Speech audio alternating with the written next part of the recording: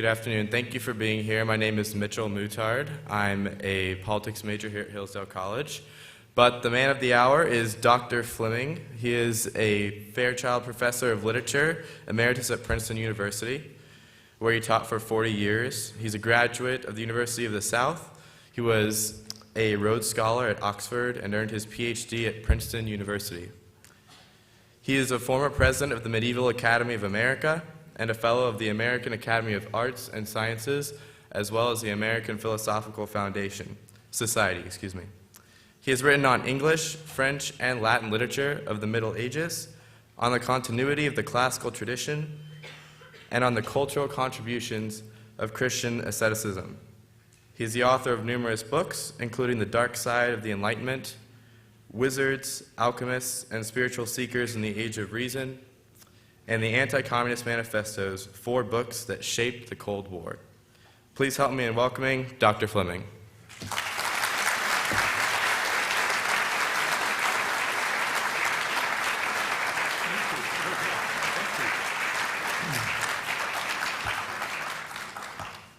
Thank you very much for that generous introduction, which no doubt leaves my audience wondering what in the world I'm doing at this conference. I want to point out the ascetic dimensions of modern communism. That's a joke. You don't need to laugh, but you could at least smile. Arthur Koestler's Darkness at Noon, a short historical novel first published in English in 1940, and much more importantly, published again in French in 1945, is one of the classics of 20th century literature. But I remember that Mark Twain defined a classic as a book that everybody wants to have read, but nobody wants to read. I do hope that everybody in this room has read it, but that's a hope, not an assumption. So I'll begin with a plot summary. This can be brief, because practically nothing happens. The year is 1938. There's this Russian man, Rubashov, a hero among the Bolsheviks who seized power 20 years ago. He's had an important career as a communist agent in Germany and later in the Politburo in Moscow. But as the book begins, Rubashov is being incarcerated for deviationism, a political heresy and a capital crime. Everybody knows from the start, especially Rubashov, that the whole purpose of the incarceration is to secure his confession to the vague but absurd crimes of which he's accused so that he may be legally executed. The physical setting of the book, which the reader must share with the prisoner, is a cramped and claustrophobic jail cell with a small window in the door, briefly unshuttered at feeding times. This peephole, or Judas, offers occasional and constricted glimpses of activity in the corridor. Well, the author relieves the claustrophobia in 2 other ways. There are 3 important episodes of flashback in which we enter the prisoner's meditation on 3 of his personal experiences earlier in the 30s. One relates to Hitler's crushing of the German Communist Party, one to Stalin's foreign policy with regard to Mussolini, and one to his own lethal betrayal of his lover in Moscow. These episodes are crucial thematic relevance, of course, but the book's philosophical heart is, in the literal sense, dialogic. Rubashov is taken from his cell for a series of interrogations, surely the greatest good cop, bad cop sequence in world literature, which have all of the depth as well as the clear intimations of the structure of Platonic dialogue. Eventually, Rubashov confesses to the imaginary crimes. It is your job, reader, to figure out the why of it. An NKVD agent leads Rubashov to the basement of the prison, then shoots him point blank in the base of his skull. End of Rubashov. End of novel. And though I cannot say end of communism in post-war France, I'm tempted to say the beginning of the end.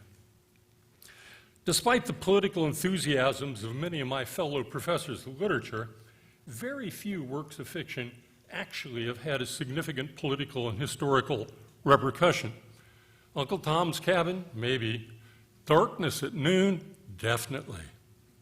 But why France? After all, Darkness at Noon was written in German and first published in English. It's a quite complex story that involves, among other things, the fascination of European intellectuals with communism in the interwar years, the virtual destruction of the German Communist Party in 1933, the Spanish Civil War of 1936 to 39 as reality and as myth, the Moscow Purge trials of 1936 to 38, the Hitler-Stalin Pact of 1939, and the transition of the Second World War from its phony phase to its decidedly unphony phase in France in 1940. I cannot so much as touch upon all these things in 40 minutes, but they are both in and behind Koestler's novel. Darkness at Noon is actually part of a trilogy, though it has so far outdistanced its two partners in fame that many people don't even know their names. The Gladiators and Arrival and Departure, should you want to join the happy few. Koestler explicitly tells us that the theme of the trilogy is the relationship between means and ends, sometimes spoken of in terms of omelets and egg breaking, as in a favorite saw of William Durante, known in his day as Stalin's man at the New York Times. This was a problem that all of us must face in our ethical and political lives.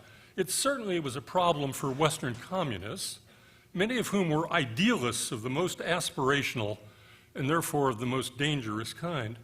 Listen to what Whittaker Chambers, whose conversion was affected by a little pamphlet of Lenin's, A Soviet at Work, says. Here, writes Chambers, was the simple statement that terror and dictatorship are justified to defend the socialist revolution if socialism is justified.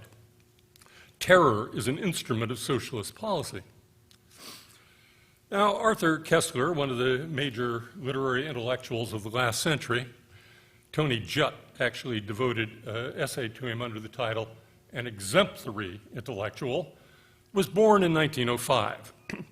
While still in his 20s, he'd moved on from one all-demanding enthusiasm, Zionism, to a second, communism. He was a covert member of the German Communist Party, living and traveling freely under the cover of a profession at which he excelled, that of a liberal left journalist. He was in the Ukraine in 1932 to see the broken eggs of the Holodomor, that is, the state-imposed famine that was Stalin's policy for the collectivization of agriculture. He witnessed Hitler's rise to power and the brutal destruction of the German Communist Party. Like many other German communists, he found refuge abroad in England and France primarily, unless one wants to call imprisonment in Spain refuge. It was as an exile that he distantly viewed the famous purge trials of the second half of the decade. One needs to recall to mind what that phrase, the purge trials, actually means. In a period of about 5 or 6 years, the Stalin apparatus destroyed all the veteran Bolsheviks who had been prominent during Lenin's reign, more than half the delegates to the 1934 Communist Party Congress, much of the top brass in the Red Army, and 3/4 of the sitting members of the Central Committee of the Communist Party. This was not minor surgery. It fluttered the dovecotes of even the truest of true believers. Koestler's second best-known piece of writing is probably his essay, In the God That Failed, a collection of essays first published in 1949 by eminent apostates from communism. In it, he and several others analyzed the commitment of the 1930s intellectual to communism in terms of its quasi or pseudo-religious character, disquieting world events now brought down upon Koestler an agonizing crisis of faith. It was in this context he would undertake the writing of his famous novel.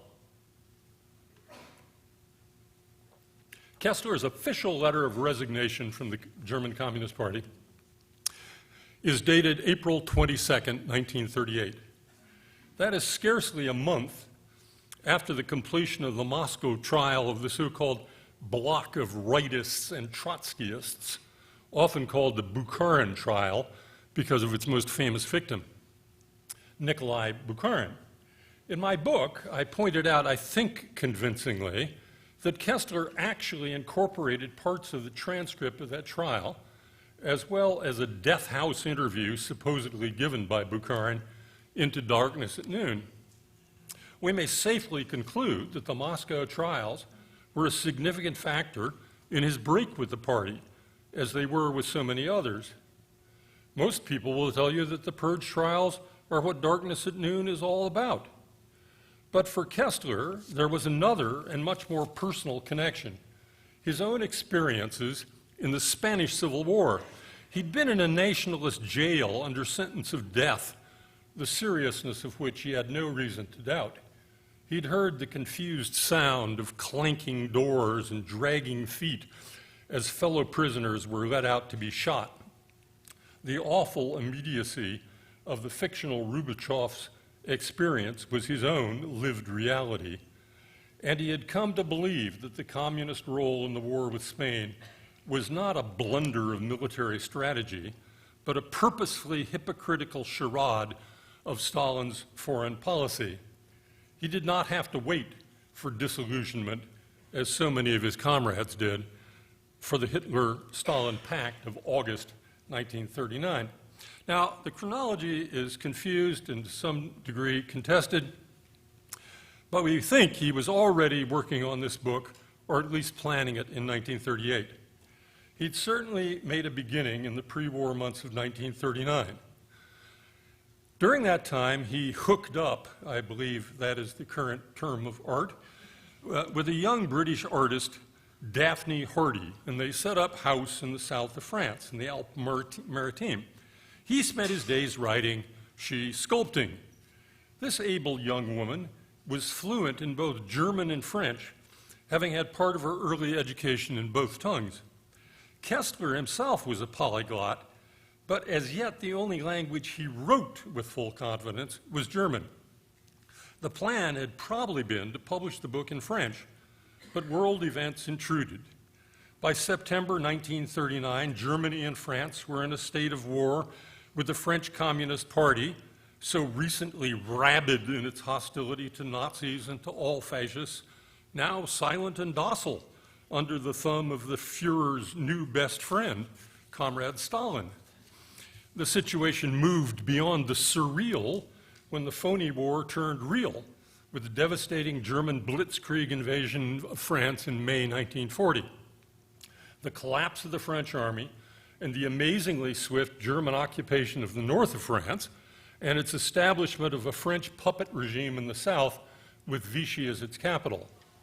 The head of the French Communist Party showed his true tricolors by fleeing to Moscow. The whole of France was crawling with persecuted German refugees from Nazism, quite a few of them, including Koestler himself, both communists and Jews. In the south were many of the defeated anti-fascists who had fled north from Spain. Sauve qui peut. This is the tragic background to Koestler's book called Scum of the Earth. Now, seeing the way the wind was blowing in late 1939, Koestler had shifted plans.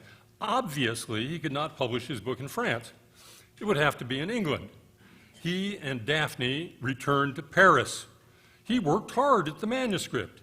Daphne Hardy's new assignment was to translate his German pages into English, her native tongue.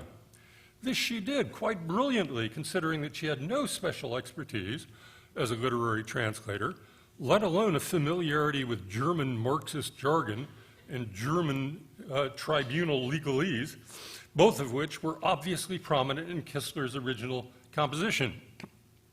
I lack the leisure to tell you the hair-raising details of Hardy's solitary flight to England in June of 1940, the precious manuscript in her carpet bag, metaphorical bloodhounds baying at her back. But she caught the famous last ship to Britain, more or less the maritime equivalent of the last helicopter out of Saigon, and delivered her cargo to the eagerly awaiting English publisher Jonathan Cape.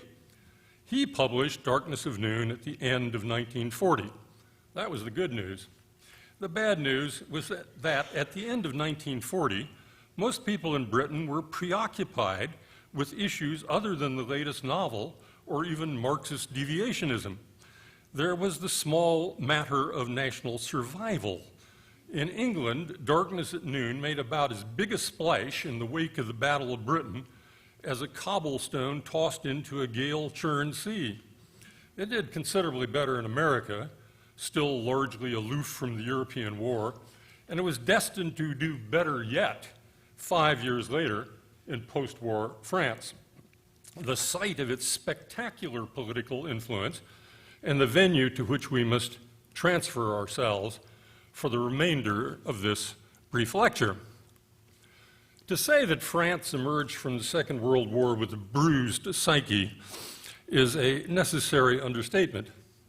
In 1940, the country's army had collapsed in 10 days. Literally millions of its citizens had acquiesced in the semi-fascist arrangements of the Vichy regime. Thousands of others had quite actively collaborated with the Nazis in shameful activities, including their anti-Semitic purges. In 1,000 different localities, a long war and a long occupation created scores and resentments that now cried out to be settled or avenged. Nobody revels in oppression, but there can be resentment too in recognizing the necessity to be saved, especially when the love could be so tough. At the beginning of the war, the British had sunk part of the French fleet in North Africa with large loss of life, lest the ships fall into Nazi hands. By the later stages of the war, both Churchill and Roosevelt, especially the latter, had come to regard Charles de Gaulle as a vainglorious pest, an attitude of which Le Général was aware. To this very day, few aspects of the history of the European war are more delicate than the question of the French resistance. There was one, of course, and it produced some feats of great bravery and significant military action. But its actual size, effectiveness, and composition have been the matter of myth-making at least since 1945. What concerns us here are the beliefs of French intellectuals in the immediate post-war period. Many of the resistants were communists, and the Communist Party organization and discipline often did give operational coherence to resistance activities. The party emerged from the war with a greatly augmented national and patriotic prestige. In the propaganda battles, two ideas emerged victorious. The first was that communism, through the agency of the Red Army, had destroyed the Nazis. The second was that the resistance had been, to all effective purposes, the military wing of the French Communist Party. Party leaders claimed, with considerable exaggeration, that 75,000 of their members had been executed by the Nazis. Communism was, in fact, the essence of French patriotism. This was an extraordinary reversal. Maurice Thorez, the French communist leader who had to flee in ignominy to Moscow during the period of the Hitler-Stalin Pact, now returned as the deputy leader of the country.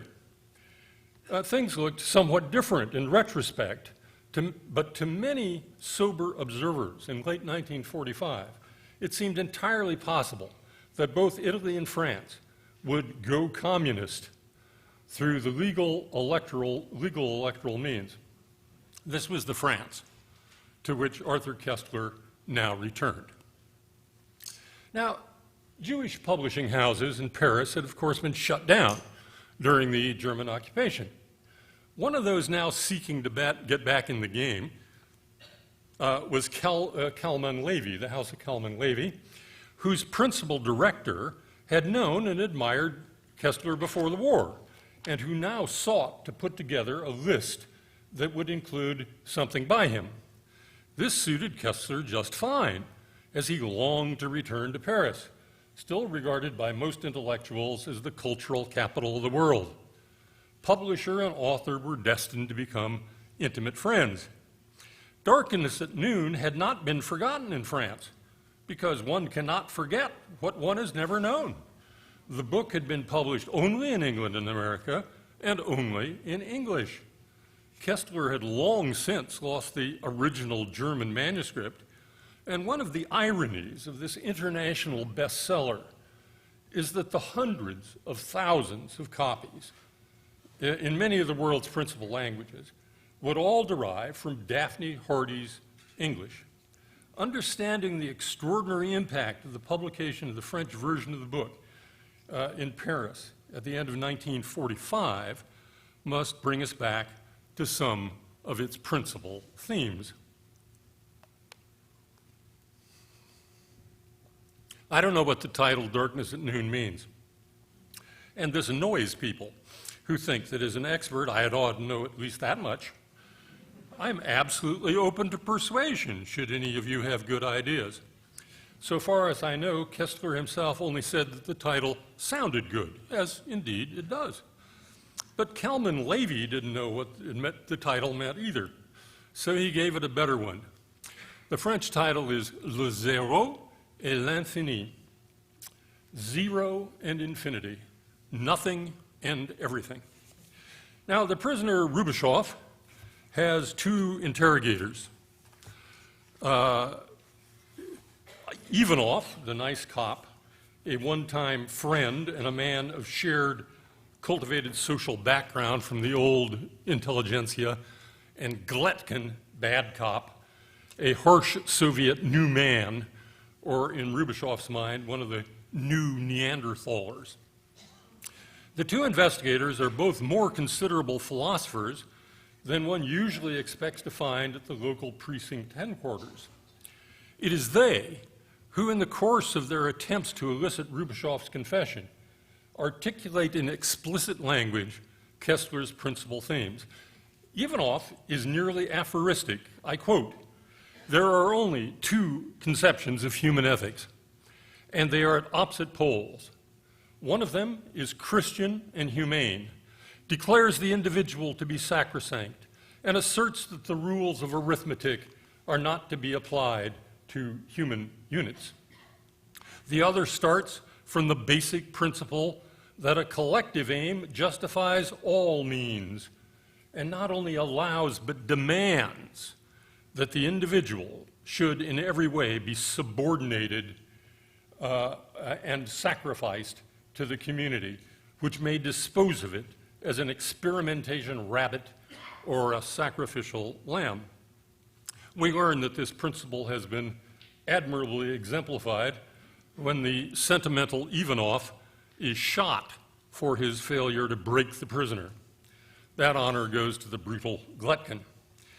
In the final section of the book, called The Grammatical Fiction, the exhausted and nearly indifferent prisoner has at last confesses to everything, to the specific but unspecified fictional crimes for which he's been indicted, to a comprehensive counter-revolutionary attitude, to framing his lover Arlova to cover up his own crimes.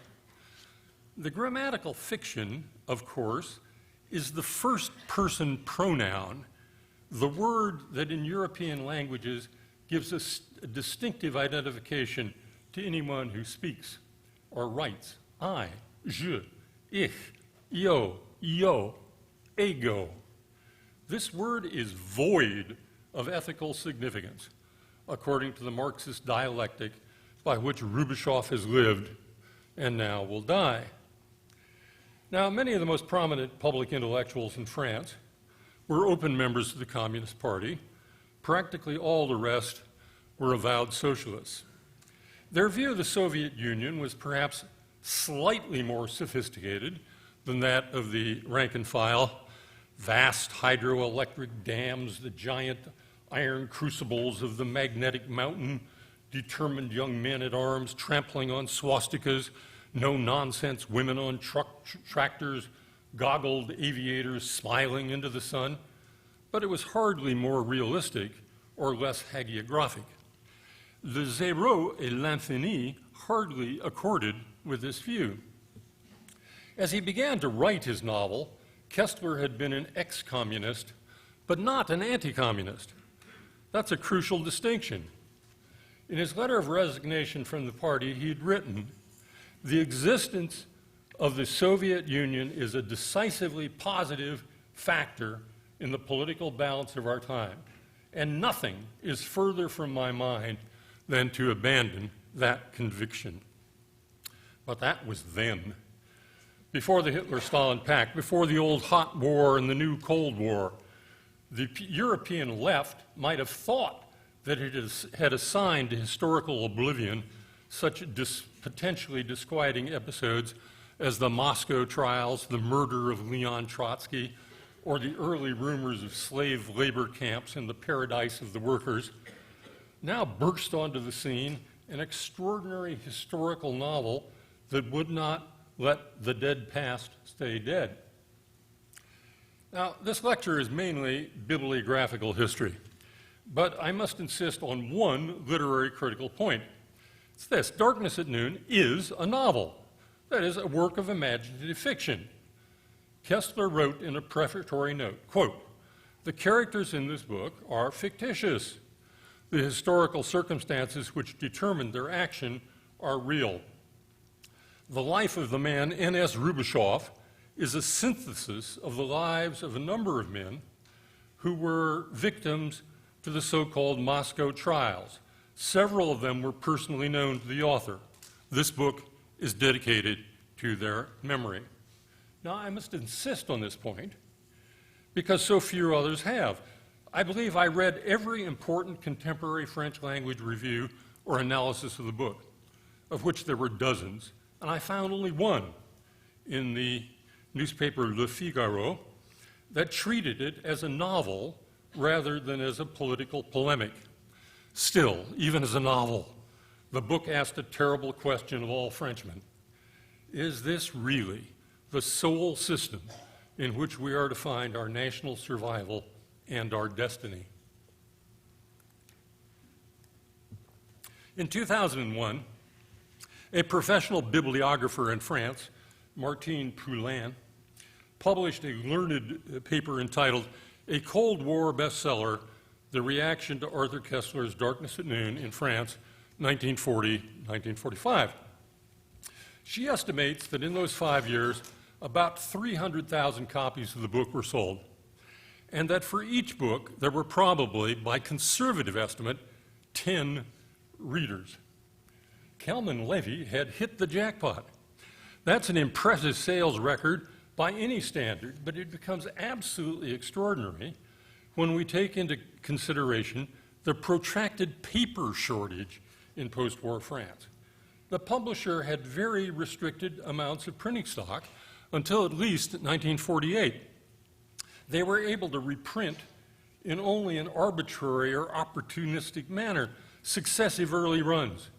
An initial 20,000, then 44,000 more, then 30,000 more, sold out in short order, sometimes in a single day. Secondhand copies of Le Zéro became a hot item on the black market, commanding sums far in excess of the publisher's list price. Now, everybody, at least everybody who mattered in cultural circles, wanted to get a hold of the book. That it was anti-something was obvious to everybody, though at first the communists didn't seem to be sure just quite what it was anti. Koestler, who was now in Paris and often behaving outrageously, helped them along by publishing unambiguous attacks on Stalinism and on such philosophical masterpieces as The Yogi and the Commissar. He openly attacked the Stalingrad syndrome, which was the quasi-mystical belief that the Russian war successes stemmed directly from the universal love of its citizens towards socialism rather than from actual material military realities. Koestler attracted all the best enemies. There was no respectable or effective French right in those days, but there was an important center, best represented, in my opinion, by the great Raymond Aron, author of the classic The Opium of the Intellectuals, and a surprisingly large anti-communist left, almost waiting for something to rally around. That something turned out to be the polemic over darkness at noon. In my book, The Anti-Communist Manifestos, I examine Koestler's interactions with the Paris intellectuals with a comparative leisure, which the format, this format, does not allow me. The iconic intellectual of the period, and perhaps of 20th century France altogether, was Jean-Paul Sartre. Sartre and his companion, Simone de Beauvoir, presided over the choicest salon in the capital, and Koestler immediately set out to attach himself to it. Sartre was not a communist. He was not even, at this period, the hardcore fellow traveler he would later become. Indeed, French communists frequently abused him.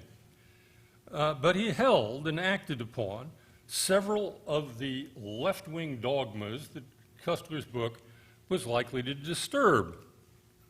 Though he was not a systematic Marxist, he expressed many familiar Marxist ideas in familiar Marxist language. These included the absolute necessity of socialism, achieved through violent revolution by and in the name of the working class or the proletariat. The Soviet Union was the one place on earth where the socialist revolution had occurred, in however infantile or unfinished a form, and the Soviet Union must be protected and nourished. The Soviet Union was on the side of history, the side of the future.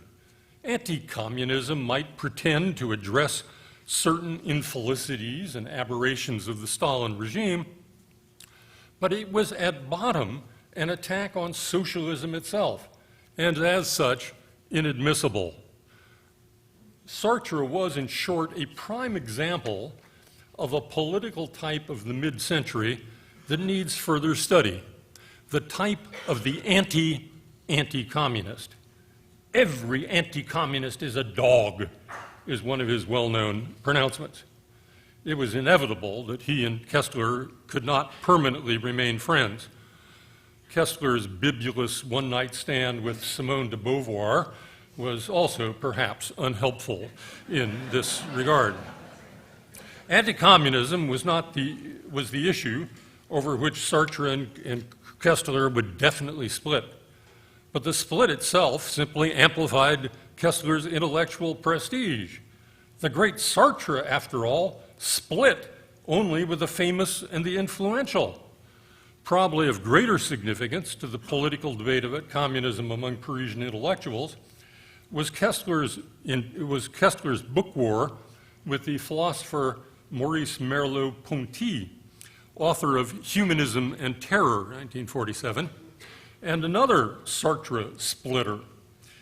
This went to the very heart of the question of ends and means.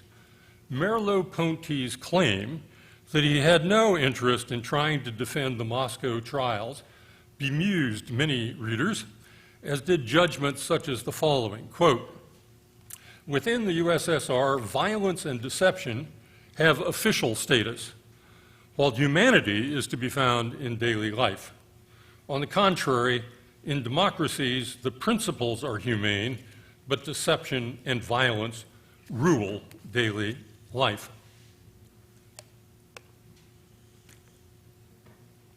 There were at least a dozen book-length attack on Le Zéro, often including personal abuse toward its author, from official communist sources.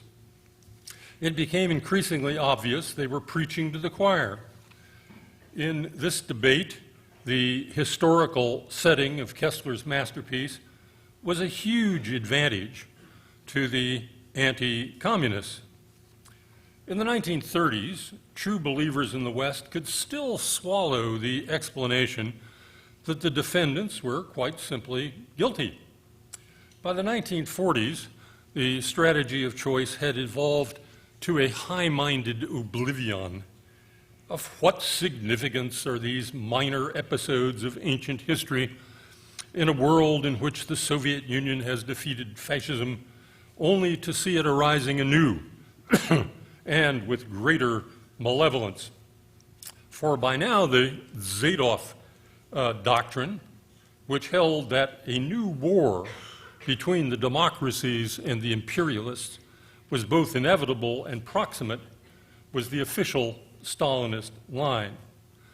But readers of Le Zéro really were interested in Comrade Rubashov and everything about him, his musings, his diary, his vignettes of revolutionary history, his pince-nez glasses, his nagging toothache. Above all, they were interested in why in the world such a man would, without the application of unendurable physical pain, narcotics, hypnotism, or other physical duress, why would such a person falsely claim to have performed criminally capital deeds he knows full well he never performed and quite probably never could have performed? And why had those real historical old Bolsheviks of 1936 and 1938, the men whose actual lives, according to the novelist's prefatory note, were synthesized in Rubashov's fictional life, why had they done so before him? Careful readers found an answer to this puzzling historical question in Koestler's historical novel.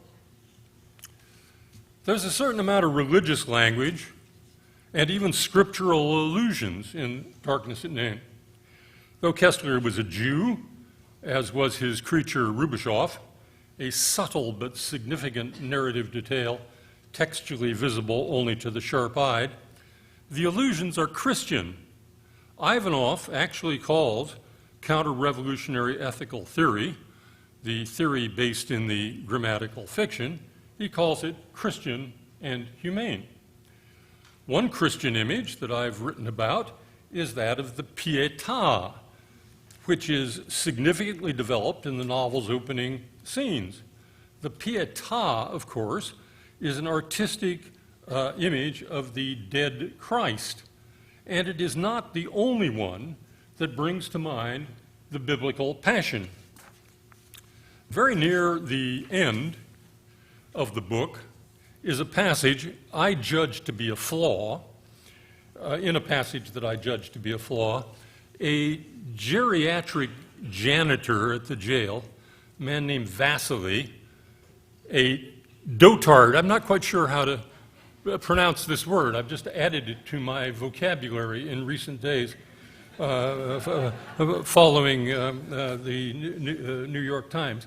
But this man is definitely either a dotard or a dotard, given to mumbling phrases from the old Orthodox liturgy of his childhood.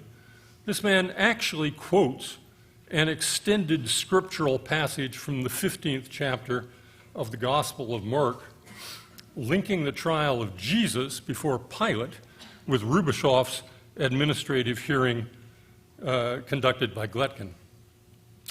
Such patterns may tempt us to misprision.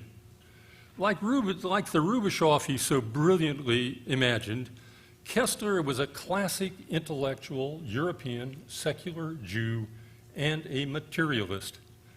What attracted such men to communism was their belief in explicable science and their confidence that what Newton had done for the laws of physics, Marx had done for the laws of economics.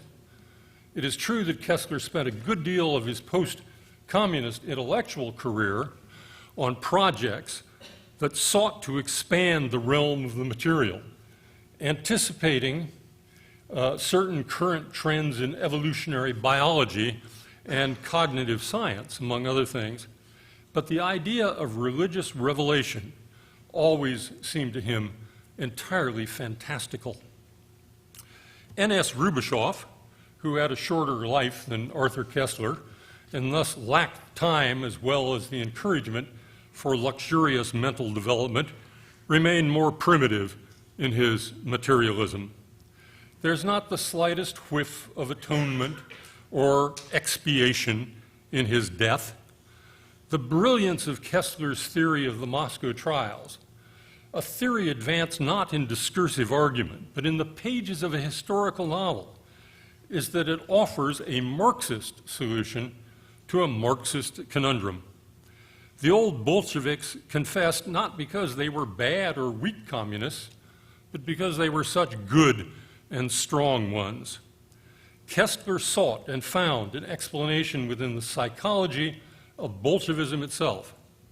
He anticipated by more than a decade the approach taken by Nathan Leites and Elsa Bernaut in the more speculative parts of their fascinating 1954 study of the trials called Ritual of Liquidation.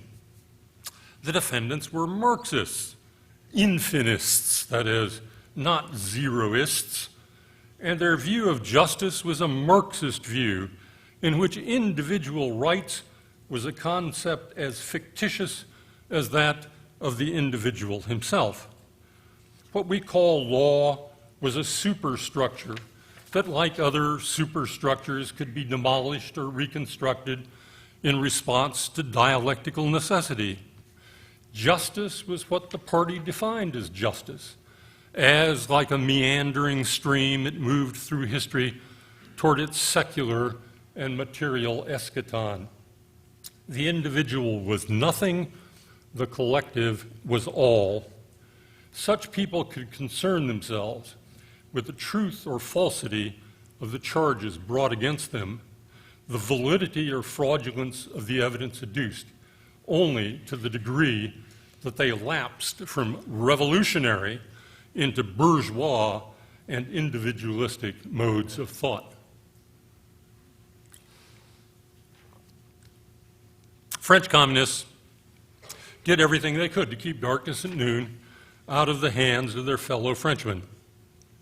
They vilified its author. They smeared its publishers. They picketed and vandalized bookshops. Through labor unions under party influence, they even tried to disrupt its actual mechanical manufacture.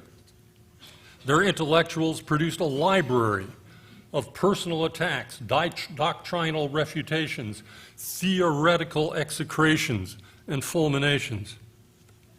But it was all for naught. Koestler's book highlighted certain ideas which, if not ineradicable, had at least not yet been eradicated from the humanistic European consciousness. One of the two epigraphs with which the novelist introduced his book came from Dostoevsky's Crime and Punishment. It is this: man, man, one cannot quite live without pity. For Dostoevsky, this was a sentence written on the human heart, but it was not to be found in the pages of Marx or Lenin. Thank you very much.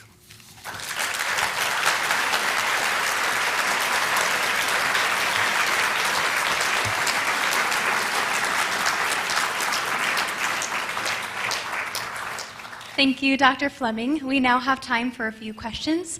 Please raise your hand and a microphone will be brought to you.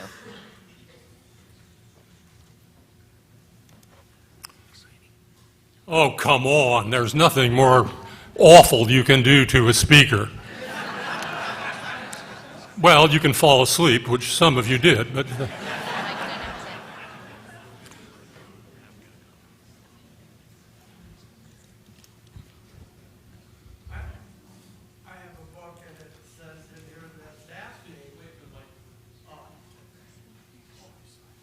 Hand him the microphone, please. Will you please stand? In the book, the preface said that Daphne, the translator, assigned the title "Darkness at Noon." And I don't know why she did that, but you said you didn't know the meaning of it. Anything to do with a solar eclipse or something of that sort? Solar eclipse. Well, I've heard, there is a line in Milton's Samson Agonistes that is sort of vaguely reminiscent of it. Wait for the mic. There is a line in Samson's, Milton's Samson Agonistes that is vaguely like this. That's not the, I mean, you study an author, you get to know the way he writes and he thinks, and this is not Koestler's thing to ransack concordances and so on. The other possible suggestion is, of course, the trial of Jesus, which I mentioned at the end. I mean, as Christ is crucified, there is darkness at noon. That is even less appropriate for this book. Who wrote the introduction that you're quoting from? It wasn't me, was it? If it was me, I am willing to entertain the possibility. Otherwise, I declare it to be rubbish.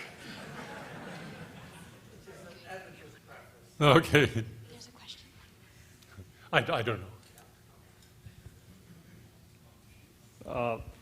Back in the 80s, I ran across Solzhenitsyn discussed this book. And his position is that it's way overanalyzed, that it's really just a non-allegorical story about how a revolution devours its revolutionaries after the revolution is achieved, and that the real law that everybody was being executed under was the idea that the law was that they were guilty of suspicion of having counter-revolutionary thoughts, and that it's really just a simple story of how a revolution disposes of its revolutionaries. You will find no greater admirer of Solzhenitsyn than me, but I do not rank him very high as a literary critic, if that's what he has to say about darkness at noon. It's rather like what a famous literary critic said about Shakespeare's Othello. It's the moral of this play is that ladies ought to look after their handkerchiefs. Has anybody here read Othello? Yeah. Yeah, I mean, deviationism, what deviationism meant was deviating from the party line. And the party line, that's not just a metaphorical expression. In the very early days of the Politburo, there was some debate, and people would take votes, and we decided by 10-3 that we're going to do this. But Stalin had imposed upon them the absolute necessity that all decisions be unanimous. Now, you didn't get people voting against the proposition, but there were deviationism. The right deviationists, that is those especially represented by Bukharin in the 1938 trial, were people who in general were arguing that we ought to pay more economic attention to the actual consumer needs of our people, rather than putting all our attention to heavy industry. The most famous the left deviationist, of course, was Trotsky, who continued to believe that the principal role of the Communist Party was to lead worldwide revolution in every country. At the risk of being a dead horse, I have an interpretation of the title which makes great sense to me, perhaps to no one else. Darkness at noon would seem to mean it is dark under communism, it is dark even at noon. In other words, in a communist world, there is nothing but darkness. Okay, I'll put that up on the board.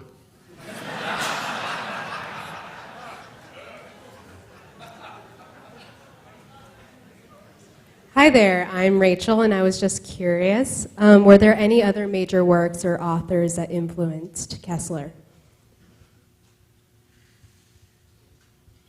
Were there any other major works or authors who influenced Koestler? Koestler was a very widely read had a good gymnasium education, which meant he'd read a lot of different books. I would more say that he was a person who influenced others. My own book, called The Anti-Communist Manifestos, concentrates on 4 books which I chose for with one special criterion in mind. They had to be both bestsellers and had to have been the object of great strife and controversy at the time of their publication. This is why Orwell is not one of them. I mean, he's a great anti-communist writer, but he wasn't picketed and so forth the way that Koestler was, Kravchenko was, and so on. If you read Darkness at Noon, you will see many literary allusions. I see them to Dante. I see them to Goethe's Faust, which almost any person coming out of German literary culture will have some of, as Whittaker Chambers does in Witness. Whittaker Chambers was very well read in German literature. So I think of Koestler as a pioneer in the first place, and more as a person who influenced everybody else. Kravchenko read Koestler. John Valton read Koestler. Whittaker Chambers read Koestler and became a personal friend of his.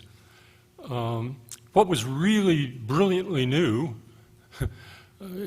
about it, and I mean, nobody serious still believed in the guilt of the defendants. What was new is this extraordinary suggestion that of a Marxist answer to the Marxist problem.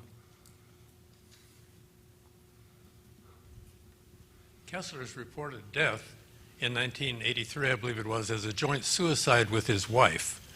Do you attribute that to despair on his part, or a final recognition of the total darkness he had been living in?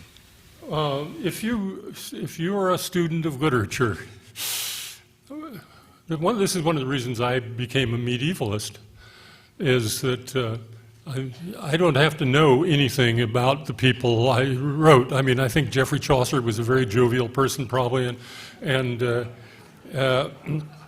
so was Dante. When I first got to Princeton, 2 of my very distinguished colleagues were just beginning the definitive authorized biography of 2 major American literary figures. Larry Frost was doing the one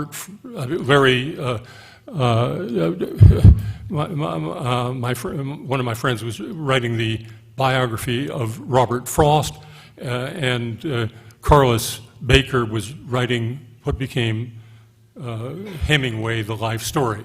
2 people that they'd idolized. And I saw the same thing happen to both of them. That is, about halfway through, they realized that the people they were writing about were such sons of bitches that, can I really, continue doing this? Now, I very greatly admire Arthur Koestler as a writer and as a thinker. I have grave reservations about him as a moral actor and person.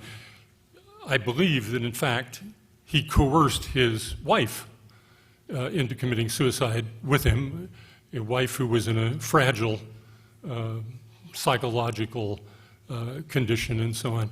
That is not the act of a moral giant as far as I'm concerned. But do as I say, not as I do. A very good principle. Thank you for your talk. I'm wondering, was this book read in the Soviet Union? Did it make it there? And if so, I guess what was the result of? Yeah, it was not widely read in the Soviet Union. No, the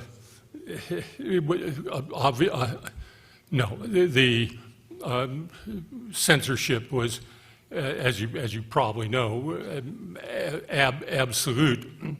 Some later writers, including Solzhenitsyn, did develop a means of sort of handing around surreptitiously, well, not photocopied, but mimeographed little newspaper things with some of their writings.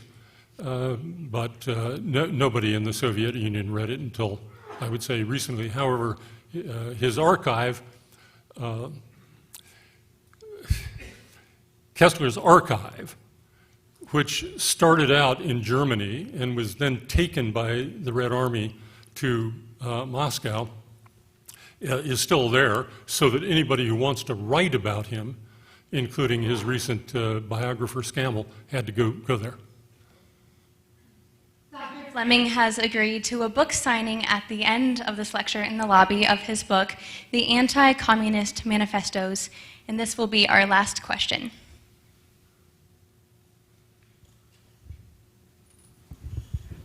Thank you for your talk.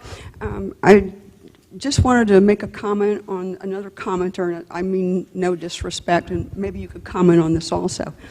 It seems to me Rubashov is every one of us. If we were imprisoned under those kinds of conditions, inhumane, brutal conditions, and it just seems like it just depicts the breakdown of a human being and all human beings within that prison.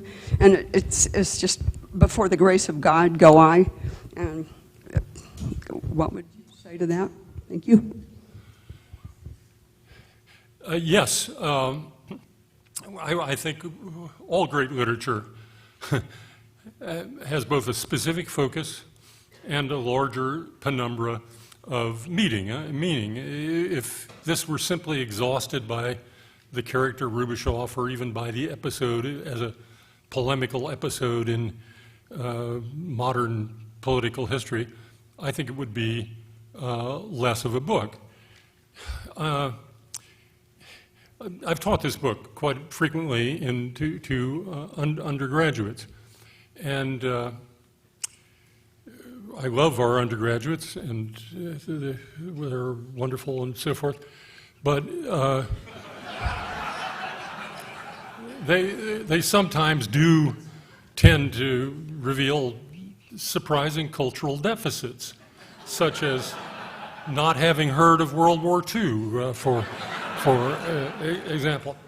Now, a lot of the stuff you teach, therefore, you spend a lot of time sort of, well, you have to understand this. And once you go through a few of these things, who Stalin was, who Trotsky was, what the trials were, and so on, anybody can read this book and understand, as you say, the deep universality of it. I must comment, however, finally, on this book signing, which has been thrust upon me in a certain sense unawares, and I will only make the comment that I do hope that the first person in line will be the librarian of this institution, because I went over to check on a reference today.